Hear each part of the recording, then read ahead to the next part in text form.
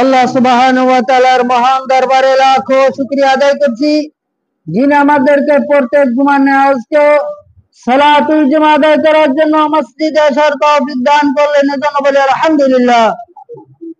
আমরা গত কয়েক জুমা পর্যন্ত সন্তানের প্রতি পিতামাতার প্রতি কর্তব্য, এরপরে পিতামাতার প্রতি সন্তানের কর্তব্য, এই বিষয়ে আমরা আলোচনা করে আসছি।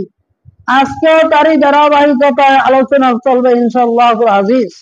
আজকের আলোচনার শুরুতেই পিতামাতার মৃত্যুর পরবর্তী করণীয় সম্পর্কে আলোচনা করা হবে ইনশাআল্লাহুল আজিজ।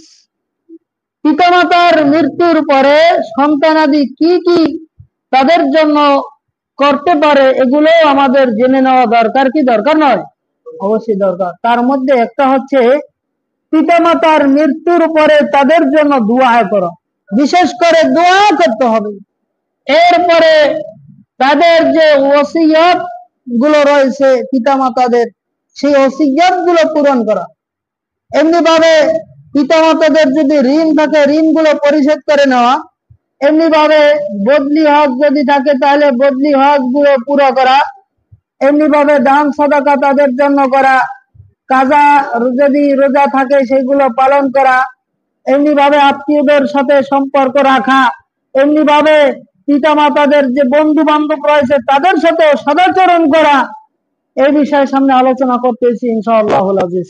এইভাবে পিতামাতার সাথে ভালোভাবে ব্যবহার করা, পিতামাতাদের মৃত্যুর পরে এইভাবেই আমাদের তাদের সাথে তাদের জন্য ভালো ভালো কাজ করার চেষ্টা করতে হবে ইনশাআল্লাহুল আজিজ।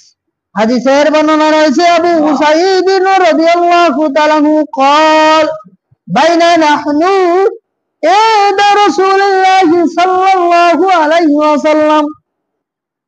আবু সাঈদ রাদিয়াল্লাহু তাআলা বলেন, আমরা রাসূলুল্লাহ সাল্লাল্লাহু আলাইহি ওয়াসাল্লামের কাছে অবস্থান করতেছিলাম। এমত অবস্থায় ইযা জাহু রাজুলুন মিন বানি সালিমাতা, এমত অবস্থায় যেন একজন ব্যক্তি বনু সালমা গোত্রের থেকে আসলেন এবং তিনি বললেন, ইয়া রাসূলুল্লাহ, হে আল্লাহর রাসূল, হাল বাকিয়া মিন বিররি আবাওয়াইয়া শাইউন আবাররুহুমা বিহি বা'দা মাউতিহি, আমাদের পিতা মাতার মৃত্যুর পরে তাদের কি কোনো উপকার করার কোনো কিছু অবশিষ্ট রয়েছে, অবকাশ রয়েছে, সুযোগ রয়েছে? পিতা মাতার জন্য কি আমরা তাদের মৃত্যুর পরে কোনো কিছু করতে পারি? তখন আপনার আমার নবী বিশ্ব নবী বলেন, নামিস সালাতু আলাইহিমা, হ্যাঁ অবশ্যই রয়েছে। তোমরা তোমাদের পিতা মাতাদের জন্য তাদের জন্য দোয়া ইস্তেগফার করবে, বলে ইস্তেগফারি লাহুমা, তাদের জন্য ইস্তেগফার করবে, ক্ষমা প্রার্থনা করবে। এরপর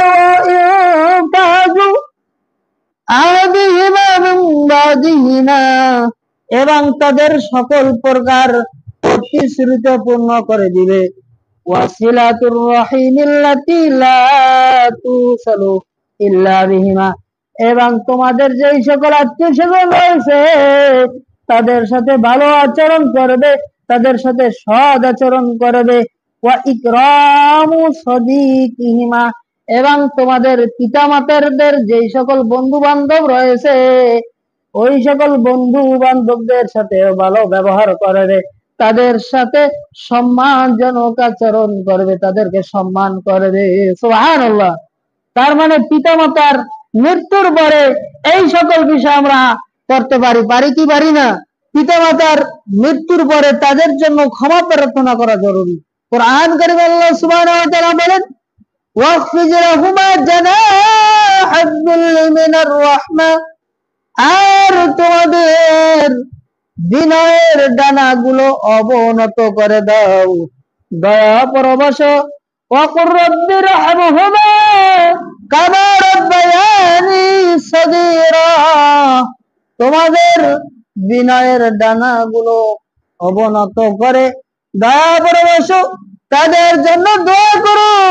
রব্বি রহমহুমা, হে আমাদের প্রতিপালক তাদের প্রতি এমন ভাবে দয়া করুন, কামা রব্বায়ানি সগীরা, যেইভাবে আমাদের পিতামাতা ছোট কালে আমাদের যাতে দয়া দেখিয়েছে, আমাদের সাথে লালন পালন করিয়েছে। সুবহানাল্লাহ। এই জন্য পিতা মাতাদের এইভাবে দোয়া করতে হবে। এই দোয়াটা বলেও তাদের জন্য দোয়া করা যায় কি যায় না? এমনি ভাবে হাদিসের বর্ণনা রয়েছে, নবী আলাইহিস সালাম বলেন, ইযা মাতাল ইনসানু ইয়াকাতা আমালুহু ইল্লা মিন সালাসাতিন ইল্লা মিন সাদাকাতিন জারিয়া, যদি কোনো মানুষ মৃত্যুবরণ করে, তখন মৃত্যুবরণ করার পরে সকল আমলের দরজাগুলোকে বন্ধ রেখে করিয়ে দেওয়া হয় তিনটি অবস্থা ব্যতীত। এই হাদিসে তিনটি অবস্থার কথা বলা হয়েছে। তিনটি অবস্থা ব্যতীত, তার মধ্যে একটি হচ্ছে সাদাকাতুল জারিয়া। সাদাকায়ে জারিয়া, পিতা মাতার মৃত্যুর পরে সাদাকায়ে জারিয়া করা। এমনি ভাবে দুনিয়ার বুকে ওই ব্যক্তি যেই সকল আমল গুলো করেছে, নেক আমল করেছে, উপকারী বিদ্যার মাধ্যমে মানুষকে উপকার করেছে, এর মাধ্যমেও ওই ব্যক্তি মৃত্যুর পরে সওয়াব পেয়ে যাবে। এরপর মৃত্যুর পরে, মৃত্যুর পূর্বক্ষণে তাদের সন্তানাদি যেগুলো রেখে দিয়েছে, ওই নেক সন্তানেরা যদি পিতা মাতার মৃত্যুর পরে তাদের জন্য দোয়া করে, ওই দোয়া তাদের কবরে পৌঁছে যায়। সুবহানাল্লাহ।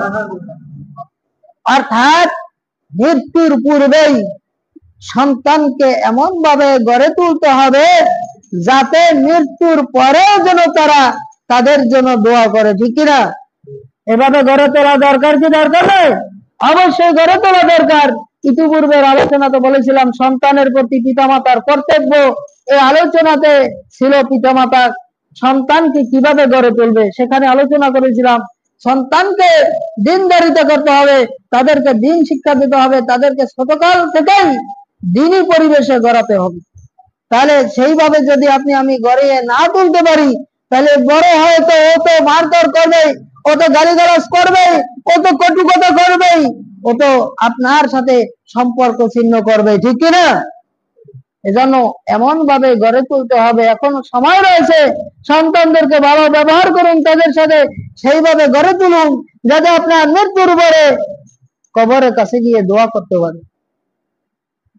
এই জন্য এই ব্যবস্থা করার চেষ্টা করতে হবে ইনশাআল্লাহ।